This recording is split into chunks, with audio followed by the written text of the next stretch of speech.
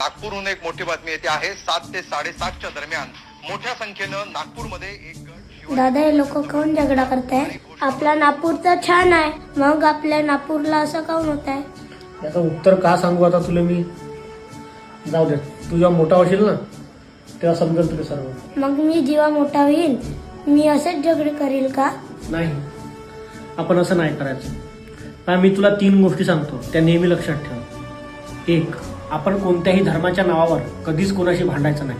आपण सर्व धर्मांचा मान ठेवायचा.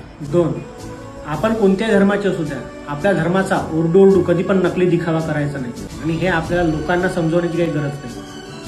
3, हे जे वर बसलेले काही लोक आहेत त्यांच्या बोलण्यावर येऊन कधीही आपण आपल्या जवळच्या लोकांसोबत वाद घालायचा नाही.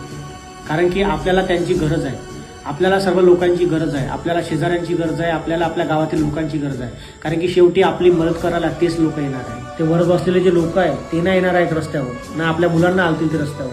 मग आपण कशाला जायचं? आणि जर तुझ्या डोक्यात कधी असा विचार आला मोठा झाल्यावर की आपण रस्त्यावर जाऊन एकमेकांना मारायचं, तर तू हा विचार कर की आपल्या घरी आपले आईबाबा आहे, आपला परिवार आहे जो आपली वाट पाहत आहे.